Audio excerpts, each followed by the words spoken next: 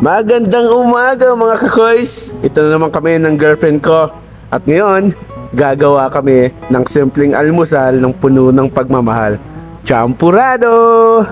Wala namang espesyal na okasyon sa araw nito, pero minsan itong mga ordinaryong umaga, doon talaga mas ramdam ang saya. Walang madali ang schedule, walang pressure. Kami lang at aming mga kasama sa pananampalataya.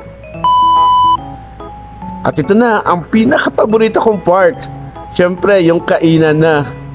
At siyempre, hindi lang kaming dalawa, kundi kasama namin si Sister Mel at Brother John Ray. Grabe, first bite pa lang, ang init at ang tamis ng champurado na tinikman ko. At lalo na, may kasamang kwentuhan. Ito, ramdam ko talaga yung init, oh. Napapatulala ako. Ang sarap. So habang kumakain kami, napunta kami sa mga kwentuhan namin, mga epic fail moments namin, at syempre hindi mawawala yung mga banat na biro ni Bro John Ray. Hinahayaan namin, yung tahimik na sandali.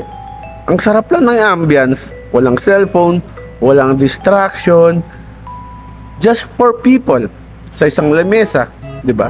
Nagkukwentuhan habang may kasamang champurado. Hinayaan namin nang tumahimik sandali para pasalamatan si Lord.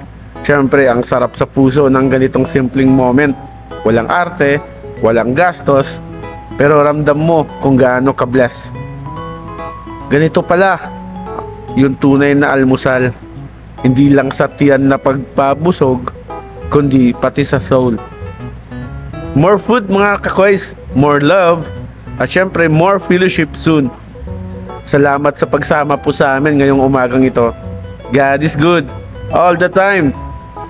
Mga kakoys, maraming salamat sa nanonood nito.